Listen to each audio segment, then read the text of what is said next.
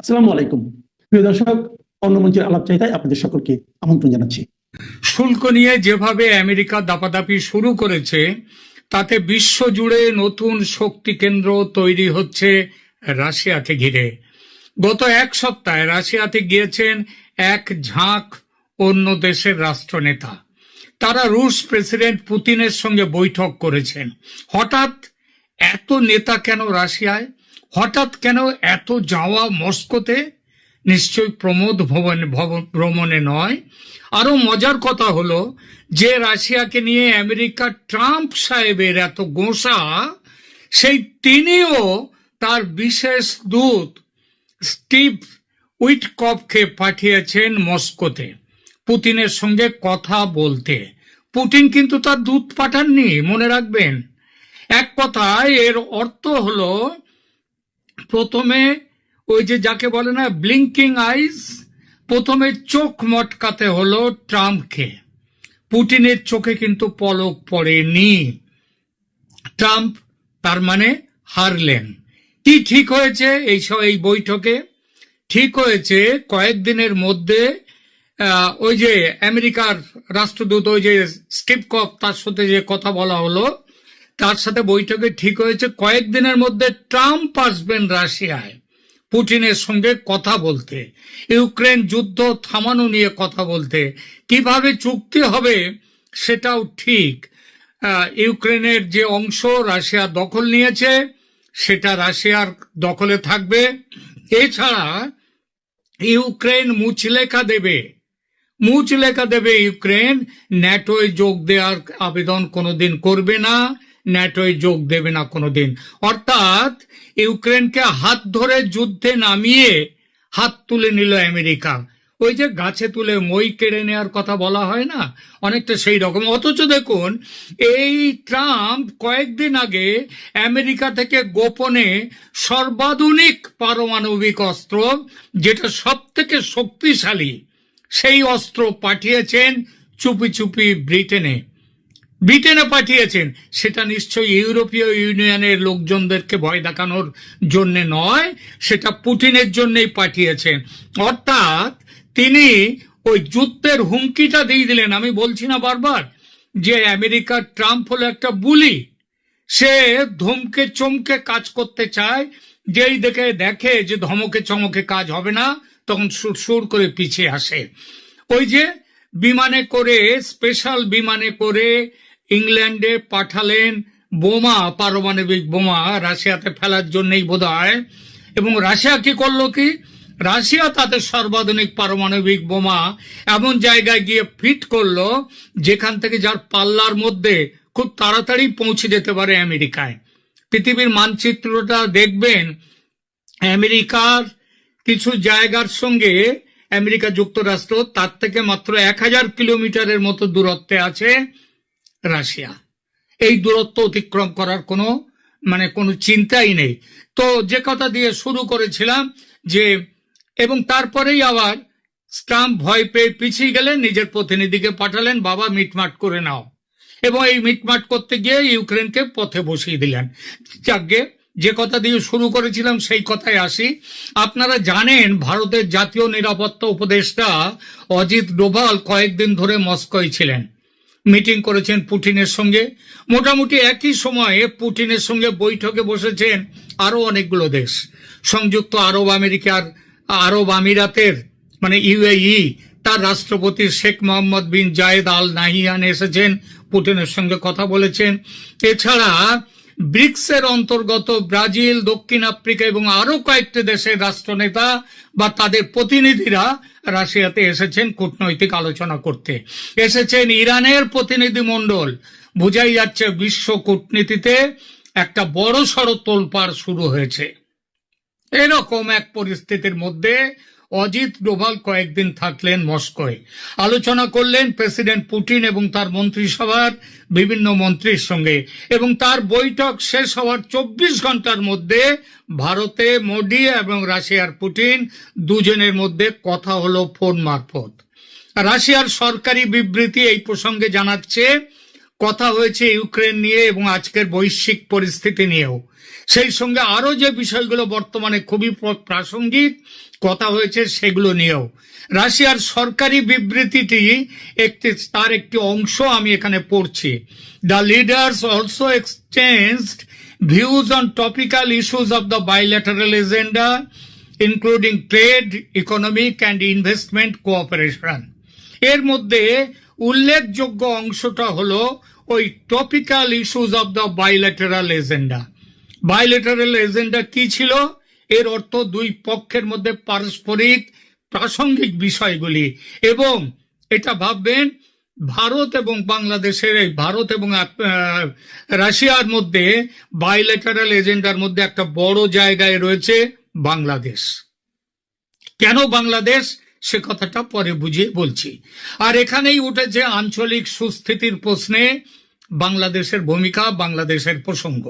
যদিও আলাদাভাবে স্পষ্ট করে কোথাও উল্লেখ নেই এই ব্যাপারে, তবু যেখানে বিশ্বের ভূ অর্থনৈতিক ও ভূ রাজনৈতিক পরিস্থিতি নিয়ে আলোচনা, সেখানে বাংলাদেশ নিয়ে আলোচনা হবে না এমনটা হতে পারে কি? পারে না। কারণ এতদিনে স্পষ্ট হয়েছে দক্ষিণ এশিয়ায় আমেরিকা তার প্রভাব বিস্তারের জন্য একটি সুনির্দিষ্ট নীতি অবলম্বন করেছে। সেই নীতি হলো ভারত ও চীনের প্রভাব খর্ব করতে হবে। চীন তো এখন অনেকটাই এগিয়ে গেছে, তাকে খর্ব করতে হবে, এবং ভারতকে। এই প্রভাব খর্ব করার জন্য তারা পাকিস্তান মানে আমেরিকা করেছে কি, পাকিস্তান ও বাংলাদেশকে তাদের ছাতার তলায় এনেছে। এই দুই দেশের ওপর থেকে চীনের প্রভাব কমাতে আমেরিকার প্রবল চাপও শুরু হয়ে গেছে। পাকিস্তানের উপরেও শুরু হয়েছে, বাংলাদেশের উপরেও শুরু হয়েছে। বাংলাদেশের লোকজনকে কি এখন তাদের যে নেতা, তাদেরকে ঘন ঘন চীন নিয়ে কথা বলতে শোনে না? শুনবেন না। পাকিস্তানের শুনুন, আগে পাকিস্তান দিয়ে বলি। পাকিস্তানে চীনের বিপুল বিনিয়োগ, সিপিইসি বা চায়না পাকিস্তান ইকোনমিক করিডর, এই প্রকল্পটি মূলত পাকিস্তানের ওপর দিয়ে গেছে।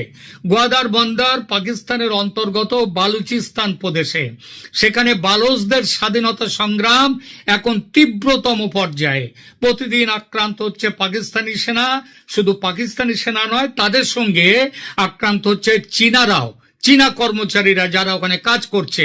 সেই আক্রমণে পাকিস্তান কোনো সুরক্ষা দিতে পারছে না, মহা দুশ্চিন্তায় চীন। এবং চীনের লোকজন পর্যন্ত যারা ওখানে কাজ করছে, তারা রাস্তা অবরোধ করেছে পর্যন্ত এর মধ্যে, যে তাদেরকে সুরক্ষা দেওয়ার জন্যে। তো সেই আক্রমণে পাকিস্তান কোনো সুরক্ষা দিতে পারছে না বলে মহা দুশ্চিন্তায় চীন। নতুন করে পাকিস্তানে কোনো আর্থিক বিনিয়োগ বা পাকিস্তানের জন্য কোনো আর্থিক সহায়তার প্যাকেজ তারা আর নিয়ে আসতে চাইছে না। এছাড়া ভারতের অপারেশন সিন্দুরে চীনা অস্ত্র শস্ত্র নাকাম হওয়ার পর, ব্যর্থ হওয়ার পর পাকিস্তান সন্দিহান হয়ে উঠেছে চীনা অস্ত্র, চীনা যুদ্ধ বিমান এসবের কার্যকারিতা নিয়ে। ফলে চীনের সঙ্গে পাকিস্তানের এই মুহূর্তের সম্পর্কের মধ্যে বেশ বড়সড় একটা ফাটল হয়ে গেছে। আর আমেরিকা এই ফাটলটি ব্যবহার করে পাকিস্তানকে পুরোপুরি নিজেদের কবজায়, নিজেদের বলয়ে নিতে চাইছে। সে কাজে ইতিমধ্যেই তারা অনেকটা সফল হয়েছে। পাকিস্তানি ফিল্ড মার্শাল আসিফ মুনিরকে পকেটে ঢুকিয়ে নেয়ার ফলে ভারতকেও ঢোকাতে চাইছিল, ভারত ফাঁদে পা দেয়নি। আপনাদের হয়তো মনে আছে, ভাববেন যে কিরকম ফাঁদ। শুনুন বলি, আপনাদের হয়তো মনে আছে G7 বৈঠক থেকে হঠাৎ চলে এসেছিলেন ট্রাম্প ইরান যুদ্ধের বাহানা দিয়ে। সেটা একটা কারণ ছিল অবশ্যই, কিন্তু আরো বড় একটা প্ল্যান ছিল ট্রাম্পের। সেটা হলো মোদিকে ওয়াশিংটন ঘুরে যাওয়ার নিমন্ত্রণ করেছিলেন। ট্রাম্প কি চেয়েছিলেন আসিম মুনিরের সঙ্গে মোদিকে একটা বৈঠকে বসানো, তারপর পৃথিবীকে বলা, এই দেখুন আমি ভারত পাকিস্তানকে মিলিয়ে দিয়েছি। এই যে যুদ্ধ হয়েছে ওদের মধ্যে, অপারেশন সিন্দুর, এটা আমি সামলে দিয়েছি, বন্ধ করে দিয়েছি। অত্যন্ত গোপন পরিকল্পনা, অত্যন্ত গোপন পরিকল্পনা ছিল, কিন্তু টের পেয়ে যায় ভারতীয় গোয়েন্দারা। হ্যাঁ, এখানে বলি আরেকটা কথা, এই যে ভারত আর পাকিস্তানকে একসাথে বসানোর প্ল্যানটা ছিল, এই প্ল্যানের মুখ্য উদ্দেশ্য ছিল চীনের বিরুদ্ধে ভারত পাকিস্তানকে এক জায়গায় রেখে দেয়া। অত্যন্ত গোপন পরিকল্পনা, কিন্তু টের পেয়ে যায় ভারতীয় গোয়েন্দারা, সাবধান করে দেয় মোদিকে, ভেস্তে যায় ট্রাম্পের প্ল্যান। ট্রাম্প খেপে যান।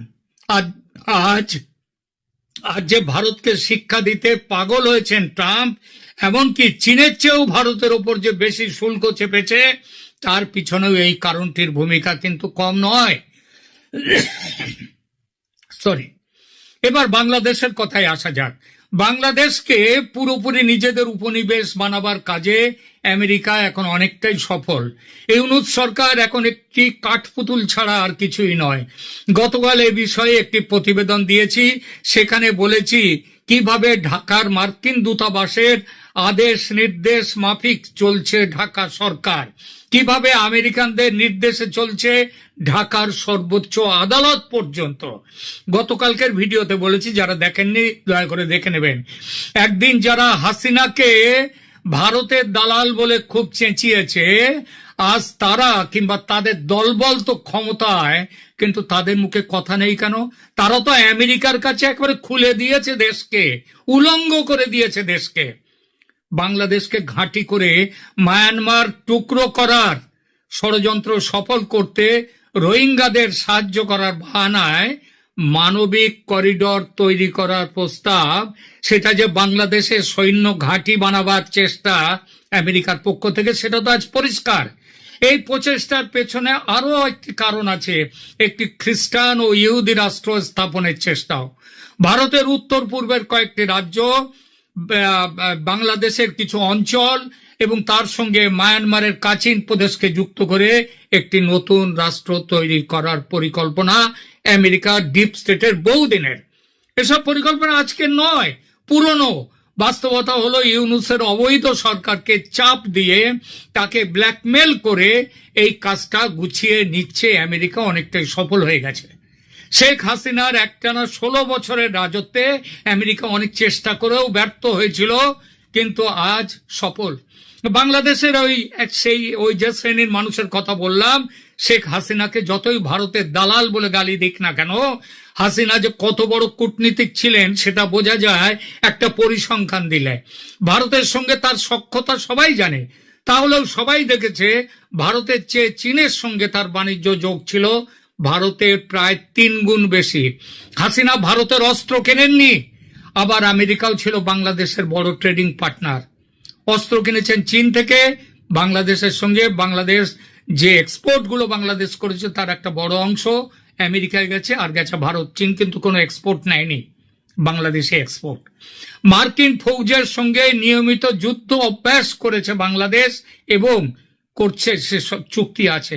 একই সঙ্গে রাশিয়ার সহযোগিতায় আবার ওই শেখ হাসিনা গড়ে তুলেছেন তারাপুর পারমাণবিক বিদ্যুৎ কেন্দ্র। অর্থাৎ সবার সঙ্গে সম্পর্ক ভালো। ইউনূসের মতো আমেরিকার কাঠপুতুল হয়ে আমেরিকার কোলে বসে খেলা করা, সেটা করেননি শেখ হাসিনা, তবু তাকে শুনতে হয়েছে ভারতের দালাল।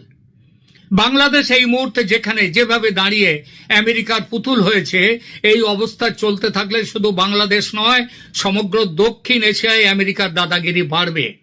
এই অঞ্চলের শান্তি বিঘ্নিত হবে।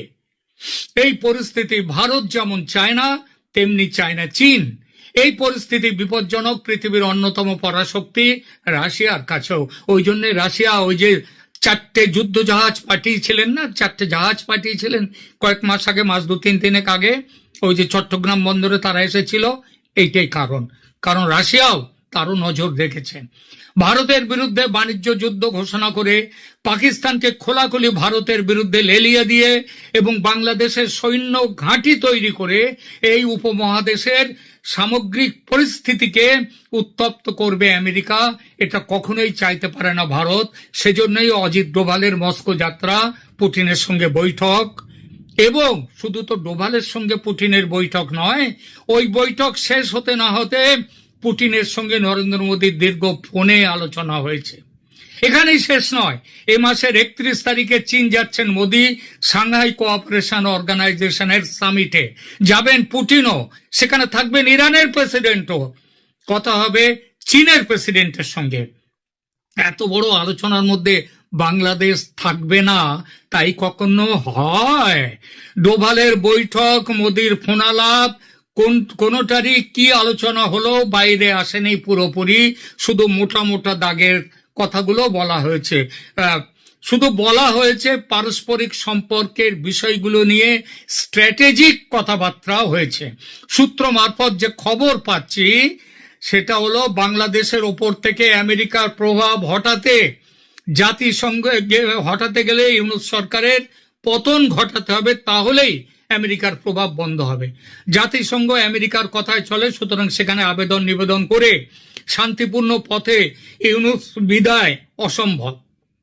নির্বাচনের টোপ দিয়ে পরিস্থিতি সামলে রাখার চেষ্টা হবে ঠিকই, কিন্তু ভোট হবে না। নির্বাচনের টোপ কেবল দেয়া হবে, আর হলেও সেটা ফ্রি অ্যান্ড ফেয়ার ভোট হবে না। যদি ইউনূস সরকার ক্ষমতায় থাকে তাহলে সে ভোট কি হবে? সন্ত্রাসী, জঙ্গি, মৌলবাদীদের সমর্থন দিয়ে জোর করে ক্ষমতা দখল রাখবে বর্তমানে যারা আছে তারা। আর এটাই চায় আমেরিকা, যেটা চায় না অবশ্যই ভারত। এই বিষয় নিয়ে বিস্তৃত আলোচনা হয়েছে ডোভাল ও পুতিনের মধ্যে। ঠিক হয়েছে আমেরিকা গুছিয়ে বসার আগেই ইউনূসকে হঠাতে প্রয়োজনে সামরিক অভিযান হবে। সামনে থাকবে ভারত, পেছনে রাশিয়া, পরোক্ষে থাকবে চীন।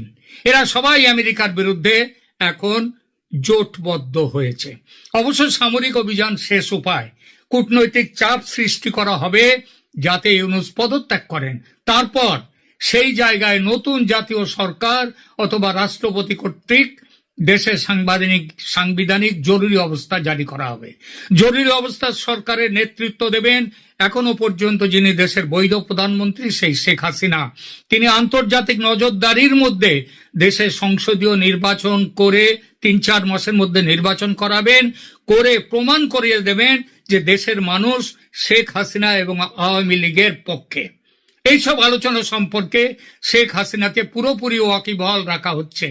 সরাসরি আলোচনায় তিনি না থাকলেও তাকে সমস্ত কিছু জানিয়ে যে রাখা হচ্ছে সেটাও জানতে পেরেছি। দিল্লির সাউথ ব্লকের সূত্র জানাচ্ছে মস্কো থেকে দুবার শেখ হাসিনাকে ফোন করেছেন অজিত ডোভাল। দীর্ঘ সময় ধরে কথা হয়েছে তাদের মধ্যে। বিষয় বাংলাদেশ ছাড়া আর কোনো কিছু যে থাকতে পারে না তাদের মধ্যে, এটা নিশ্চয়ই বলার দরকার পড়ে না। যদি সামরিক অভিযান শেষ পর্যন্ত করতেই হয়, তবে কবে নাগাদ শুরু হতে পারে এই অভিযান দিনক্ষণ মেপে বলা যায় না, আমরা কেউ জ্যোতিষী নই। তবে দেরি হবে না এটা বলাই যায়। যুদ্ধের প্রস্তুতিতে জোর কদমে কিন্তু এগিয়ে চলেছে ভারত। এমন সম্ভাবনা যে প্রবল হচ্ছে সেটা বুঝে গেছেন ট্রাম্পও। দুদিন আগে মোদি আর পুতিনের কথা হয়েছে, তারপরে গত শুক্রবার এই নিয়ে সুর নরম করেছে ট্রাম্প। নতুন করে বিবৃতি দিয়ে ট্রাম্প সাহেব বলেছেন, ভারত আমাদের স্ট্র্যাটেজিক পার্টনার, সব বিষয়ে আমরা খোলাখুলি কথা বলবো। অর্থাৎ ভারতের কূটনীতি ফল দেখাতে শুরু করেছে। চমৎকার, কিন্তু এটা শেষ নয়, সবে শুরু। একাধিকবার বলেছি ইতিপূর্বে যে আগামী 1-2 মাসের মধ্যে বড় কিছু ঘটতে চলেছে বাংলাদেশে। সেই ইঙ্গিত কিন্তু স্পষ্টতর হচ্ছে প্রতিদিন। এখনকার মতো এখানেই রাখছি।